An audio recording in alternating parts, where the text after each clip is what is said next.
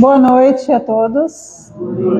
Sejamos todos bem-vindos. Mais uma segunda-feira que nós nos reunimos para aprender mais um pouquinho sobre o Evangelho. Hoje quem vai falar para nós é o Nilo, que vai dar continuidade ao capítulo 5 do Evangelho, Bem-aventurados os aflitos, e vai nos falar sobre o item 22, que é: se fosse um homem de bem, teria morrido. Então, vamos fazer a nossa prece para iniciar a nossa noite, as nossas reflexões. Quem desejar encerrar os olhos, fique à vontade. Quem não desejar, não tem problema.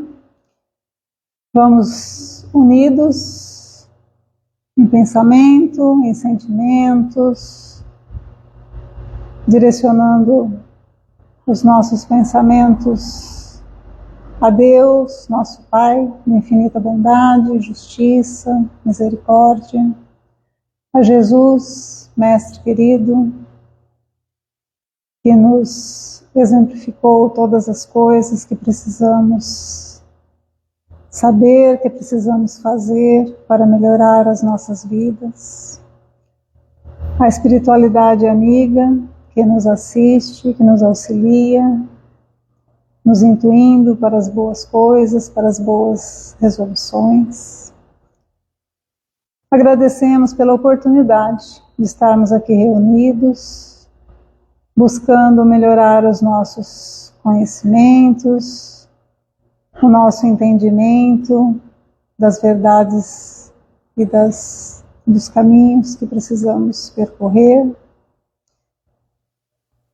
E pedimos o auxílio, a proteção e o amparo, para que possamos bem compreender a mensagem, trazendo esses ensinamentos, esses conceitos para a nossa mente, para o nosso coração, para que possamos passar para a prática, exercitando as boas condutas, o entendimento com relação ao nosso próximo, o acolhimento, a bondade,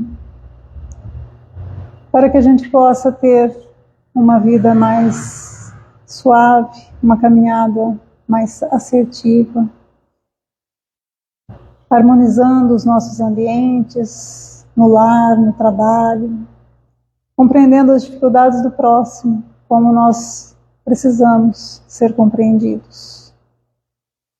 Então agradecemos a oportunidade de mais uma segunda-feira, mais uma noite de estudo, de aprendizado. Agradecemos a Deus e a Jesus pela bênção, pela paz, pelo amor que nos une, e que possamos ter uma boa noite de aprendizado, unidos sempre nesse mesmo propósito de melhorarmos, de evoluirmos. Que assim seja. Nilo, é contigo?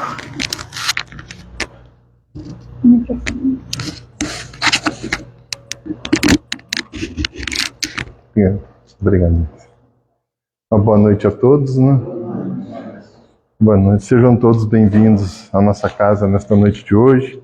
Como a Cecília diz, nós vamos dar prosseguimento no estudo do Evangelho segundo o Espiritismo, no capítulo 5, Bem-aventurados os aflitos. Bem-aventurado quer dizer feliz, e quando a gente vê bem-aventurado quem é aflito, parece meio um contrassenso, né? Mas na verdade, Kardec quer dizer, né, quando ele colocou bem-aventurados os aflitos, na realidade quando Jesus diz bem-aventurados os aflitos, ele não está se referindo àquele que está tenso, nervoso, preocupado, mas sim àquele que não está acomodado, aquele que não está parado, aquele que está em busca de algo mais na sua vida, aquele que não fica esperando boa noite, esperando que as coisas caiam do céu, né? Fica parado ali esperando cair do céu, aquele que corre atrás. E hoje o tema que nos coube, né, é: se fosse um homem de bem, teria morrido. É uma mensagem do espírito de Fenelon, que foi dado na cidade de Sens, em 1861. Né? Fenelon foi um arcebispo católico, né, teólogo, poeta e escritor. E também participou aí do grupo né, do Espírito de Verdade na codificação da doutrina espírita. E a mensagem que ele nos traz, veja bem, foi lá em 1861. Ele fala assim: falando de um homem mau que escapa a um perigo, costumais dizer, se fosse um homem bom, teria morrido. Isso hoje a gente fala a mesma coisa, né? Lá em 1861 eles já falavam isso, né? Quando alguém escapa de um perigo, fala assim, ó, se fosse uma pessoa boa, teria morrido, mas como é ruim, então ele... Né? E ele fala assim, ó, pois bem, assim falando, dizeis uma verdade, pois com efeito muito a miúde, ou seja, frequentemente, muito a miúde quer dizer frequentemente, sucede dar Deus a um espírito de progresso ainda incipiente, ou seja, iniciante, aquele que está no princípio, prova mais longa do que a um bom que, por prêmio do seu mérito, receberá a graça de ter tão curta quanto possível a sua aprovação. Né? Então, frequentemente, Deus dá àquele que tem uma necessidade de reparação, de expiação, uma prova mais longa do que um bom. Isso significa que quem está aí, já passou dos 50 aí, não está tão bom assim, né, Renan? Né? Mas não é bem assim, depois nós vamos ver isso mais para frente. Mas aqui tem um fato interessante. Quem aqui assistiu o filme Chico Xavier no cinema? Alguém aqui assistiu Chico Xavier no cinema? Ele já passou na televisão, mas na televisão tem uns cortes que no filme no cinema não tem. E lá tem uma cena interessante, que o José, o irmão do Chico, ele sofre o que é chamado na época de um insulto cerebral. Depois virou derrame cerebral, hoje é o AVC, né? Acidente vascular cerebral. Então ele sofre um insulto cerebral e aí ele fica acamado, né? Ele perde o movimento dos membros e sofre um pouco de demência, fica meio perturbado, né? A sua mente. E uma certa hora o Chico olha para o quarto do irmão dele, que onde o irmão dele estava deitado na cama, e tinha vários espíritos em volta, inclusive o Dr. Bezerra de Menezes. E aí o Emmanuel, né, chega do lado do Chico, o Chico está assim na porta da cozinha para a sala, e tinha a sala e o quarto dele lá. E o Chico pergunta para o Emmanuel, por que esses espíritos estão ali do lado do meu irmão? Ele falou assim, aí o Emmanuel vira para ele e fala, eles estão averiguando a possibilidade de desligar o seu irmão. Aí o Chico, mas por quê? Meu irmão foi uma pessoa tão boa, ajudou tanta gente, por que vocês querem desligá-lo do corpo agora, não sei o quê? E aí o Emmanuel fala, né? Na verdade, Chico, o seu irmão estava programado para ele sofrer esse insulto cerebral nessa data, nessa época. E ele passaria 11 anos na cama, sofrendo de paralisia dos membros e de demência.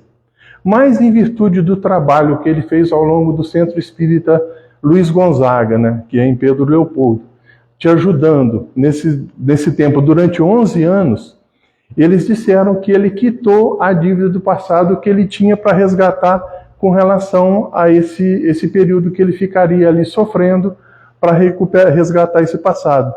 Então estão vendo a possibilidade de desligá-lo. E naquela noite mesmo ele foi desligado do corpo. E aí quem viu o pai dele depois xingando o Chico, porque o Chico curava todo mundo e não curou o irmão dele, na realidade o irmão dele, por um trabalho de 11 anos junto ao Chico, desde da fundação do Centro Espírita Luiz Gonzaga, ali à frente, tomando a frente da rédea ali junto com o Chico, e sendo uma pessoa boa, caridosa, que ajudou muita gente, ele resgatou aquilo que ele deveria sofrer na cama. Então não havia mais necessidade de ficar ali. Aí é onde que a gente vê um ato bom de uma pessoa que encurta a sua vida, a sua aprovação ou a sua expiação. Né? E todos nós nascemos com uma carga fluídica para vivermos aí o nosso tempo programado. Nós quando programamos a nossa reencarnação, quando a espiritualidade programa para nós, né, a reencarnação, e nós muitas vezes acompanhamos, acho que todos nós aqui acompanhamos, nós temos um determinado período. E nós nascemos com uma carga fluídica para esse período. É como se fosse o combustível de um tanque de carro. Né? E aí nós vamos fazer uma viagem, por exemplo, daqui a São Paulo, nós vamos colocar combustível para pelo menos chegar daqui a São Paulo. Aí no meio do caminho, existem duas possibilidades. Primeiro, a possibilidade da ociosidade, ou seja, paramos o carro e deixamos o motor ligado com ar-condicionado para ficar fresquinho e vamos consumindo energia. é quando nós entramos na ociosidade, quando nós perdemos energia sem nenhum proveito, sem nenhum ganho, sem nenhum avanço na nossa estrada. E um outro ponto é quando nós exageramos, quando nós apertamos o pé, aumentamos o consumo de combustível, aumentamos o consumo da nossa energia pelos nossos exageros, por aquilo que nós fazemos em excesso, e aí isso aí faz com que o nosso carro não tenha mais autonomia para chegar no destino. É aquilo que nós chamamos de suicídio involuntário, que quase todos nós somos. Não é alguém que se suicida diretamente, mas indiretamente, praticamente todos nós, por alguma forma, vamos consumindo. Mas também nós temos a possibilidade, ao longo do caminho, de ir recebendo fluidos, né? À medida que nós ajudamos as pessoas reconhecem esse auxílio e oram, né, pela pessoa por aquilo que fez de bem, ela recupera parte desses fluidos que ele perdeu. E ele pode ir abastecendo o tanque. Né? Ele pode, de repente, parar para ajudar uma pessoa, a pessoa fala, eu não tenho dinheiro, mas toma aqui 2 litros de gasolina para você. O outro, toma aqui 3 litros para você. De repente, o cara chega lá em São Paulo com gasolina sobrando, mas chega uma hora que a viagem acaba. Né? Por mais fluidos que tem, uma hora o corpo não vai aguentar. E aí parece um contrassenso, né? Como é que pode um que é bom abreviar o tempo e o outro que é bom estender o tempo? Né? Parece que existe um contrassenso, mas na realidade, o que acontece muitas vezes, aquele que encurta o seu tempo é aquele que estava aqui em provação e expiação. Ele acabou a sua provação, ele não tem mais necessidade de resgatar, ele vai embora. O outro que está aqui sendo abastecido e prorrogando o seu tempo é aquele que está em missão. É aquele que está aqui para ajudar alguém. Mais do que a ele mesmo é ajudar o próximo, ajudar outras pessoas. Esse vem com missão. A aprovação e expiação é nossa, é só para nós. A missão é auxílio ao próximo. Então, são esses 2 pontos. Então, pode ser que alguém que tenha idade longa esteja aqui em missão, né? Não seja em provação. Então, aí a gente fica mais tranquilo, vamos dizer assim. Né? Por conseguinte, quando vos utilizais daquele axioma, ou seja, do provérbio, não suspeiteis de que proferis uma blasfêmia. Ou seja, uma blasfêmia é um insulto à divindade, a uma religião ou a algo sagrado. Então, quando ele fala que quando nós utilizamos desse axioma, antes fosse um mal do que um bom, nós estamos proferindo aí uma blasfêmia contra Deus. Se morre um homem de bem, cujo vizinho é mau, logo observais, antes fosse este. Né? Dizendo isto, enunciais uma enormidade, ou seja, comete um grande erro, porquanto aquele que partiu concluiu a sua tarefa, e o que o fica talvez não haja principiado a sua. Né? Então aqui é um outro ponto que a gente vai falar, antes fosse um homem mau, o mal talvez ainda não tenha principiado a sua tarefa. E o bom já concluiu a sua tarefa, vai voltar em paz, tranquilo para a espiritualidade. Por que então a vez de querer que ao mal faltasse tempo para terminá-la? Já pararam para pensar que uma pessoa má hoje também é filha de Deus? Né? Que nós devemos orar por ela e não muitas vezes, como nós fazemos, ficar pensando negativamente, né? Mas sim pensar positivamente que aquela pessoa consiga refletir, se melhorar, né? Que se hoje, né, se nos julgamos pessoas boas, né, melhores do que outras que vemos por aí, pode ser que numa vida passada fôssemos pior do que eles são hoje, seriam piores do que são hoje, né? E que alguém, entre aspas, né, que Deus nos deu a chance de nós melhorarmos. E por que não poderíamos dar a chance para aquele que é mau, dar a oportunidade dele aqui ainda tentar resgatar esses débitos? Tem eu li num livro, mas agora eu não lembro o nome, eu acredito que seja no livro Atendimento a Desencarnados, da Leda Martins Biguete, de Ribeirão Preto. Não sei se alguém já chegou a ler, é um livro grosso, que ela fala só de mensagens de uma reunião mediúnica. Né, do atendimento ali, como que eles fazem o atendimento a desencarnados. Eu não sei se foi no livro dela ou foi em outro livro, sinceramente não lembro, mas eu lembro da história. E antes disso, uma coisa interessante. Muita gente acha que reunião mediúnica é para resolver o problema particular dele, né? É para ver por que ele está sofrendo, é para ver se vai achar um marido rico, né? É para ver se vai arrumar um bom emprego, é para ver os números da Mega Sena, né, somente da virada. E não é. A reunião mediúnica é para se trabalhar em assistência a irmãos sofredores, né? Há uns anos atrás, se eu não me engano, foi 2012 ou 2013, nós assistimos, eu e a Marlise, não sei se mais alguém aqui assistiu, em Araras, a Sueli Calda Schubert. Ela fez uma reunião lá sobre reuniões, ela ia falar sobre mediunidade. Como ela estava no centro espírita, ela falou assim, como aqui todo mundo basicamente deve ser espírita, eu vou falar sobre reunião mediúnica. Uma palestra fantástica, simplesmente fantástica, né? E ela fala ali de algumas desmistificações da reunião mediúnica. Primeiro, reunião mediúnica não tem que se manifestar mentor antes nem no final da reunião, né? O tempo que o mentor tem que se manifestar antes ou depois, você pode utilizar esse tempo em auxílio a um outro desencarnado. Então não tem necessidade de numa reunião ficar aguardando o mentor se manifestar ou ele se manifestar no final. Mas esporadicamente pode vir um espírito mais evoluído trazer uma mensagem de apoio, trazer uma mensagem de incentivo, trazer alguma coisa para auxiliar o grupo. E outra coisa interessante, ela falou assim, nunca numa reunião mediúnica um espírito jamais vai criticar, acusar outra pessoa. Quando ela vem e atinge diretamente qualquer outra pessoa, ela está querendo perturbar o grupo. Se o espírito precisar cobrar de alguém individualmente, ele vai cobrar na hora que ele dormir. Na hora que ele dormir, vai pegar ele, vem cá, vamos conversar que você está errando nisso e nisso, nisso, mas não num grupo, né?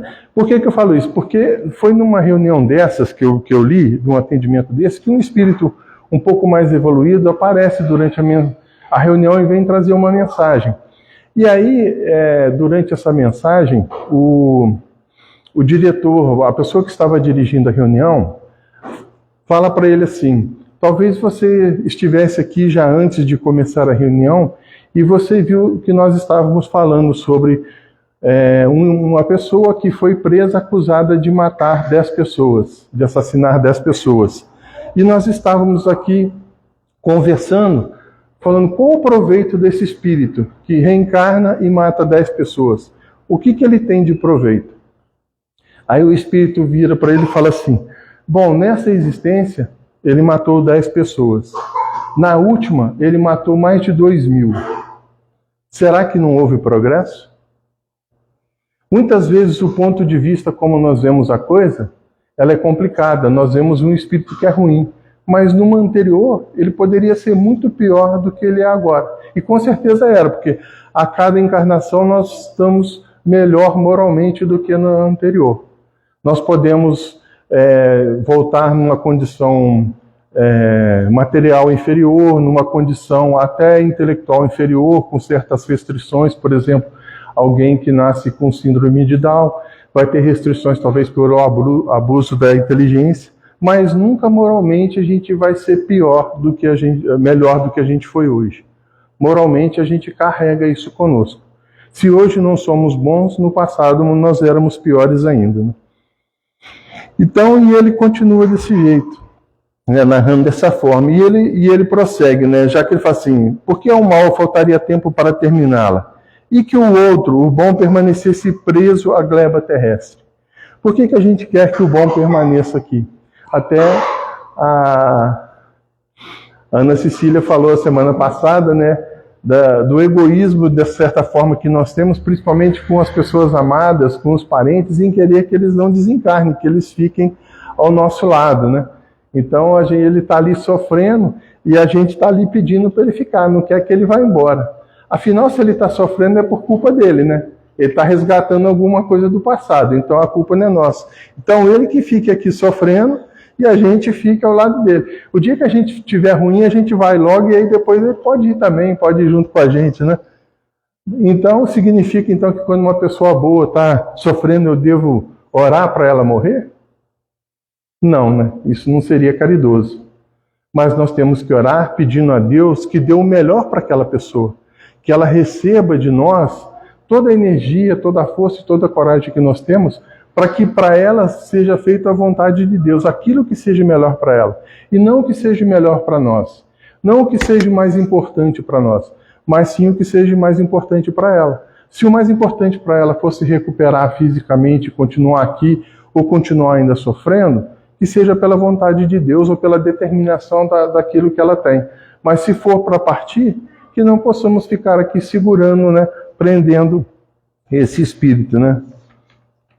E Fenelon continua: que direi se um prisioneiro que cumpriu a sentença contra ele pronunciada fosse conservado no cárcere? Imagine alguém que foi condenado a 5 anos, cumpriu 5 anos, ó, você cumpriu a sua pena, mas como você não era uma pessoa boa, como você fez mal, você vai continuar preso. Seria justo? E ele fala: e ao mesmo tempo que restituíssem a liberdade um que a esta não tivesse direito? Ou seja, alguém que está condenado a 10 anos, fica lá um ano e fala: ó, sai, pode ir embora, não precisa ficar aqui não, você dá muito trabalho na prisão, então vai viver livre, né? Ele vai se regenerar, ele vai melhorar, ou ele vai voltar a fazer as coisas ruins? Ele fala assim, ó, já que eu fiz e não fui condenado, vou continuar fazendo, né? Ficai sabendo que a verdadeira liberdade para o espírito consiste no rompimento dos laços que o prendem ao corpo, e que enquanto vos achardes na terra, estareis em cativeiro. Se a verdadeira liberdade é sem os laços físicos, e nós espíritas sabemos disso, por que temos tantos receios de nos livrarmos deles? Né? Teve uma... Não dessa vez agora que o Edson Sardano veio aqui, eu não estava aqui, eu estava lá em Minas com meu pai, estava internado, mas da outra vez que ele esteve aqui, primeira vez, ele falou, ele é coronel da PM, né? Ele falou a respeito de uma pesquisa que foi feita com os presos que haviam assassinado pessoas. Por que você assassinou a pessoa? E ele falou praticamente 100% das respostas. Medo de que eles me matassem, medo de que o outro o matasse. Ou seja, o medo de morrer. Por medo de morrer, ele mata. Ele vai assaltar uma pessoa, qualquer reação que a pessoa tenha, ou qualquer descuido, ele acha que a pessoa vai matá-lo, então ele pega e mata primeiro, com medo de morrer. Isso é o maior medo deles, né? E isso é o maior receio do ser humano, né? O medo de morrer. E aí a gente vai ver no livro O Céu e o Inferno, que nós estamos estudando, na primeira parte, o Kardec fala muito sobre isso. E qual é o principal medo do ser humano em morrer? De ir para o inferno? Não. Tem gente que prefere ir para o inferno do que deixar de existir. O maior medo do ser humano é o do aniquilamento. Morreu, acabou. Esse é o maior medo dele. Ele prefere passar o resto da vida sofrendo no inferno, queimando no fogo lá que nunca termina de queimar a pessoa, do que deixar de existir. Esse é o maior sentimento. Mas nós não vamos entrar aqui nas características tantos desse sofrimento. Nós vamos falar do espírita. E o espírita que tem consciência de que a vida continua, ele tem medo de morrer? Alguém aqui tem medo de morrer? Não? Quem não tem medo, está pronto para morrer essa noite? Tá, dona Glaucia? Está pronto para desencarnar essa noite? É. A sua mãe não tem medo, então está pronto. Então, por que né? Não pensar na morte é a melhor coisa, né? Mas uma hora ela vai chegar. Querendo ou não, uma hora ela vai chegar, de um jeito ou de outro. E por que o espírita tem receio da morte?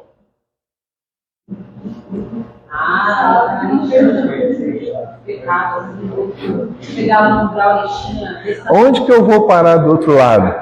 Eu vou para uma cidade como o nosso lar? Vou para um umbral igual o André Luiz foi?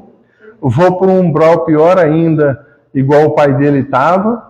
Ou vou morar numa caverna igual o avô dele? Está no livro No Mundo Maior, não é no Céu e Inferno, não. É porque eu li o resumo dos livros, num livro chamado O Resumo da Obra de André Luiz, que é um livro grandão, tem o resumo de todos os livros, é interessante.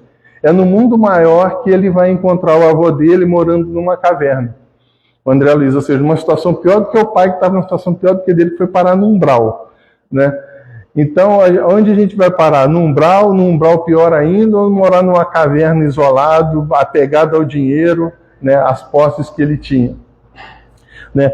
O medo que a gente tem é o medo de não cumprir o que nós programamos. Será que eu aqui não tenho mais nada para fazer, eu não posso ser bom para mais ninguém, ser útil para mais ninguém, ser útil para mim mesmo? Será que eu não tenho mais nada a aprender? Então, quando nós temos ainda esses receios, nós temos uma lei chamada lei de conservação, que é uma lei natural, que nos coloca nessa condição de recearmos, não de temermos, não de ter medo da morte, porque a morte uma hora vai chegar, né? Mas é a condição em que nós estamos. Nós vamos despertar do outro lado de uma cidade espiritual, com amigos espirituais ao nosso lado, ou sofrendo no umbral, né? Nós já fizemos tudo que nós programamos para essa existência, nós ainda nem começamos a fazer. Esse é o ponto que nos leva, né? Habituai-vos a não censurar o que não podeis compreender. Isso aqui ele começa, o Fenelon começa num outro parágrafo. Habituai-vos a não censurar o que não podeis compreender. Olha só, ele coloca censurar e não criticar. Que a gente coloca a crítica como algo depreciativo, né?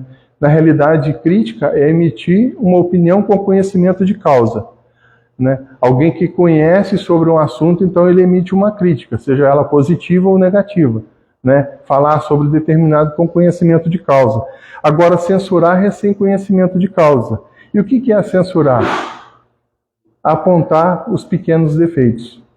E aí nós censuramos os outros, ficamos apontando os pequenos defeitos dos outros, né? E por que nós fazemos isso? Porque nós também temos defeitos. E aí a gente fica naquela situação de que, se eu tenho defeito, e eu sei que eu tenho, e eu não consigo corrigir meus defeitos, eu aponto que os outros têm para eu me sentir mais tranquilo. Ah, eu tenho defeito, mas o outro também tem, não é só eu. Então, em vez de lutar para melhorar os meus defeitos que eu reconheço que eu tenho, eu fico acusando os defeitos dos outros para me sentir com a consciência tranquila. Eu não preciso melhorar, os outros também, todo mundo tem defeito, né? E aí a gente acha que a gente pode ficar tranquilo, né? E ele fala assim, e credes que Deus é justo em todas as coisas. E aí ele fala assim, a gente censura até mesmo Deus,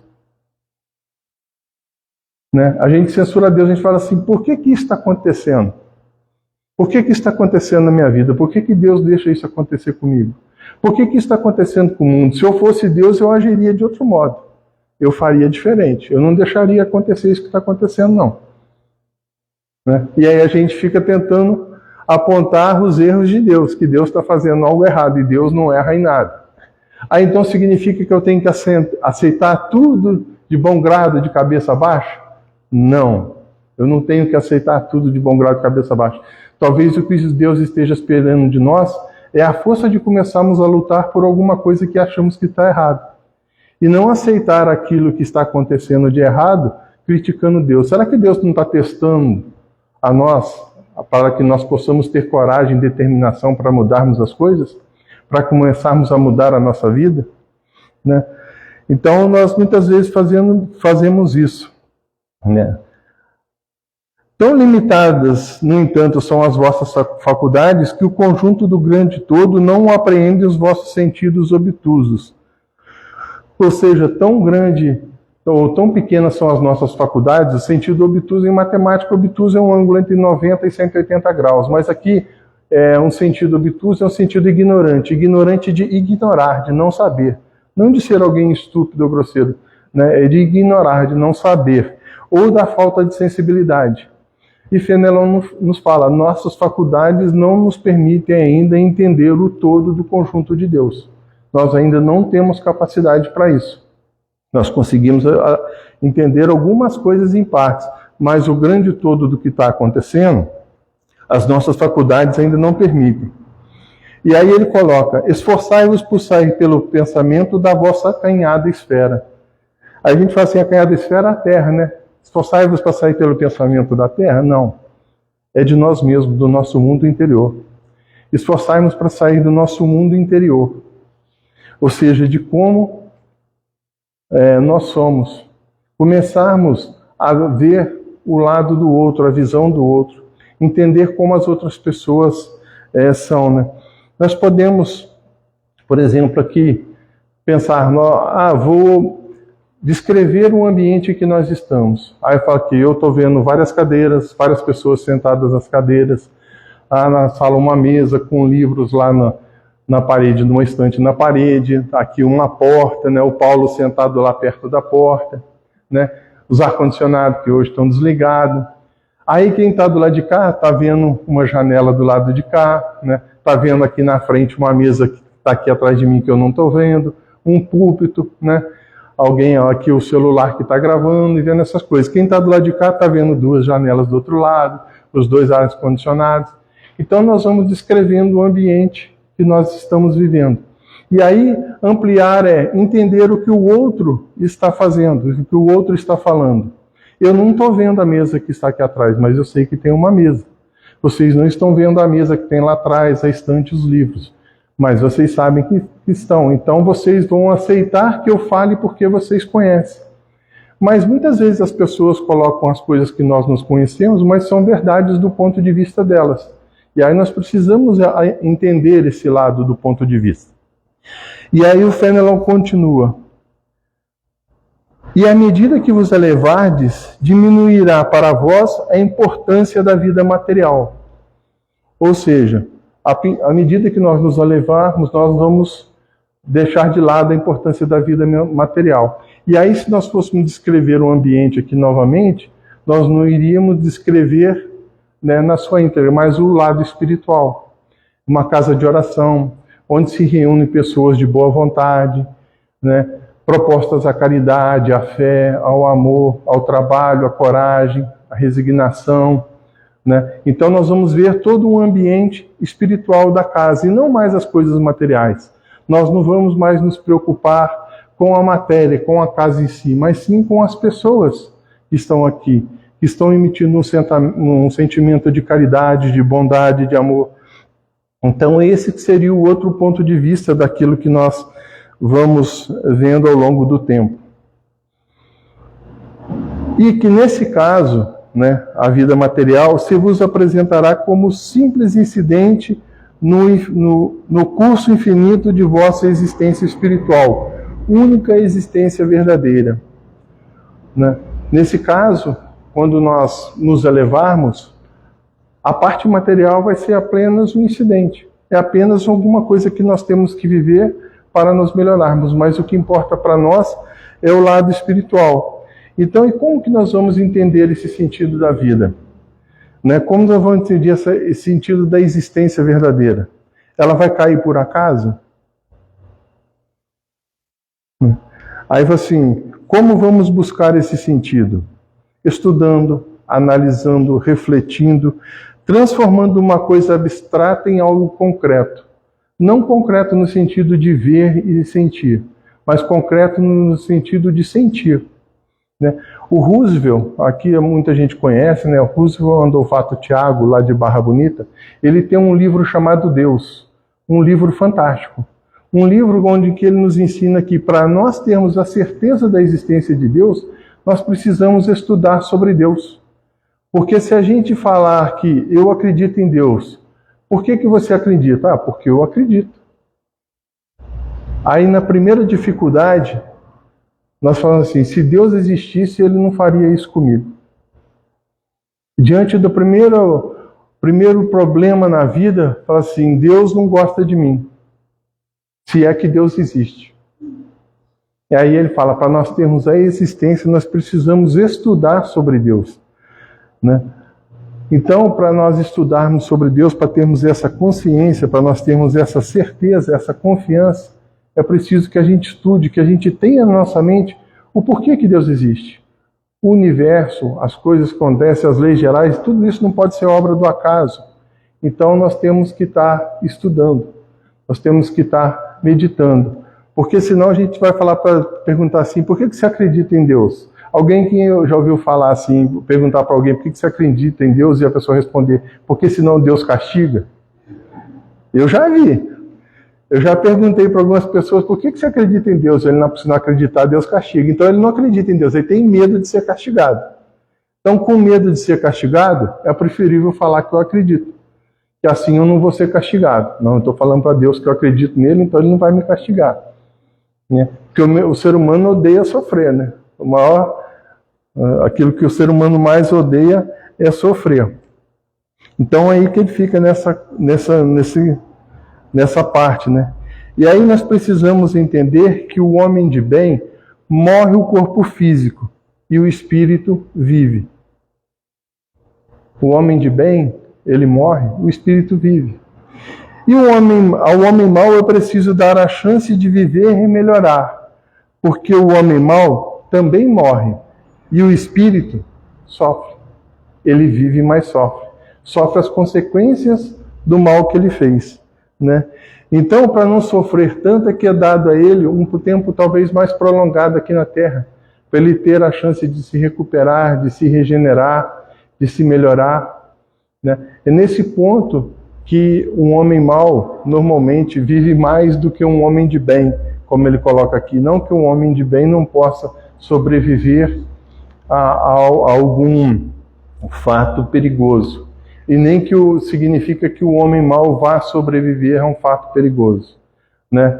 Há algumas coisas que não há como a gente escapar, por mais que se possa ser bom ou mal. Mas é diante desse sentimento de dar a oportunidade que Deus dá a todos nós, que somos pessoas boas ou mais ou menos ou ruins, mas Ele dá a oportunidade a todos de progredirem. É isso que nos coloca essa missão de por que um homem de bem às vezes morre e um homem mau vive um pouco mais. Vive na esperança de melhorar ainda nessa existência para sofrer menos depois no plano espiritual. Meus irmãos, era o que nós tínhamos a colocar na noite de hoje. Nosso muito obrigado. Uma boa noite a todos. Obrigada.